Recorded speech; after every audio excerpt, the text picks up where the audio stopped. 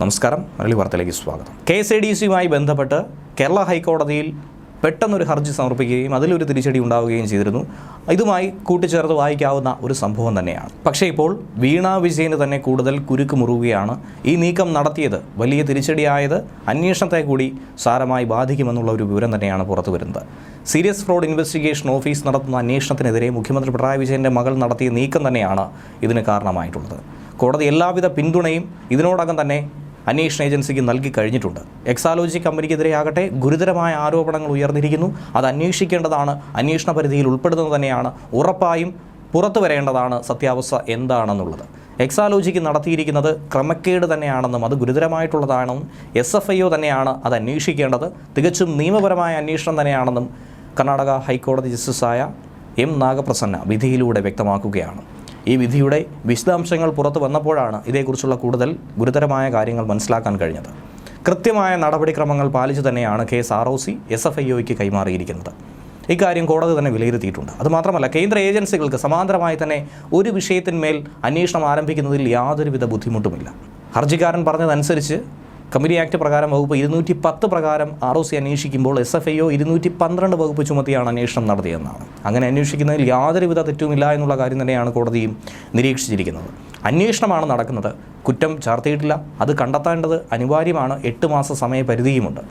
നിലവിൽ കാര്യകാരണങ്ങൾ പരിശോധിക്കേണ്ട ഒരു ഘട്ടത്തിലൂടെയല്ല കടന്നു പോയിക്കൊണ്ടിരിക്കുന്നത്. SFIO അന്വേഷണമുള്ളതും അങ്ങനെയല്ല. അന്വേഷണം തുടങ്ങിയിട്ടേ ഉള്ളൂ, പുരോഗമിക്കുന്നതേ ഉള്ളൂ. ഏതെങ്കിലും തരത്തിലുള്ള വിവരങ്ങൾ പുറത്തു വന്നാൽ മാത്രമേ അതിനെ തടുക്കാനായി സാധിക്കൂ. വീണ വിജയനെ അറസ്റ്റ് ചെയ്യുമെന്നോ പിടിച്ചുകൊണ്ട് പോകുമെന്നോ ഒന്നും തന്നെ SFIO ഈ ഘട്ടം വരെ പറഞ്ഞിട്ടില്ല. വിവരങ്ങളാണ് ആരാഞ്ഞിരിക്കുന്നത്, തെളിവുകളാണ് സമർപ്പിക്കാനായി പറഞ്ഞിരിക്കുന്നത്. അവർക്ക് വാദിക്കാനുള്ള അവസരം തന്നെയാണ് SFIO നൽകിയിരിക്കുന്നത്. പക്ഷേ അതിനെ ദുരുപയോഗം ചെയ്യാനായി കോടതിയിലേക്ക് എന്തിനാണ് പോയത് എന്നുള്ള ചോദ്യമാണ് പ്രധാനമായിട്ടുള്ളത്. അന്വേഷണം തടയേണ്ടതോ വിലക്കേണ്ടതോ ആയിട്ടുള്ള സാഹചര്യം ഒന്നും തന്നെ നിലവിലില്ല. എന്തിനു വേണ്ടിയാണ് ഈ അന്വേഷണത്തെ തടയുന്നത്?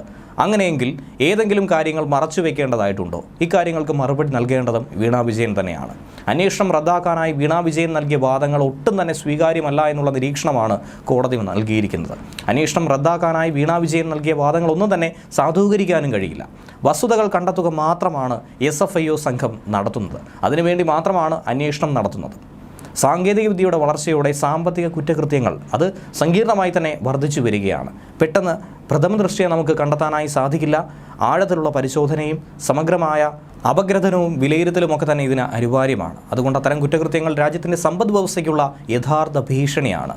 സുപ്രീം കോടതി വിധി ഉദ്ധരിച്ചുകൊണ്ട് തന്നെയാണ് SFIO പോലെ വിപുലമായ അധികാരങ്ങളുള്ള ഏജൻസി തന്നെ ഈ കേസ് അന്വേഷിക്കുന്നത് നല്ലതാണെന്ന് കോടതി തന്നെ വ്യക്തമാക്കുന്നത്. ഈ കേസ് അന്വേഷിക്കാൻ എന്തുകൊണ്ടും പര്യാപ്തമായ ഒരു ഏജൻസി തന്നെയാണ് SFIO. കൂടുതൽ വിഷയങ്ങളുണ്ടെങ്കിൽ, ഗുരുതരമായ കുറ്റകൃത്യങ്ങളുണ്ടെങ്കിൽ ഉന്നത ഏജൻസികൾക്ക്, മറ്റ് ഏജൻസികൾക്ക്, ED അടക്കമുള്ള ഏജൻസികൾക്ക് ഇത് അന്വേഷിക്കാവുന്നതാണ്. പണമിടപാട് മറ്റ് വിഷയങ്ങളുമൊക്കെ ഇതിൽ ഉൾപ്പെട്ടിരിക്കുന്നുവെങ്കിൽ, മണി ലോണ്ടറിങ് അടക്കമുള്ള കുറ്റകൃത്യങ്ങളാണെന്നുണ്ടെങ്കിൽ ED അടക്കമുള്ള ഏജൻസികൾ ഇത് അന്വേഷിക്കും. മറ്റു തരത്തിലുള്ള ഈ പണം എന്തിനു വേണ്ടി ഉപയോഗിച്ചിരിക്കുന്നു, അത് ഏത് നീക്കത്തിന് വേണ്ടി ഉപയോഗിച്ചിരിക്കുന്നു, അത് കണ്ടെത്തുകയാണെങ്കിൽ അതിന് അനിവാര്യമായ ഏജൻസികൾ അന്വേഷിക്കേണ്ടതും അത്യാവശ്യം തന്നെയാണ്. അതൊക്കെ തന്നെ പിന്നീട് വിലയിരുത്തേണ്ട ഒരു വിഷയം തന്നെയാണ്.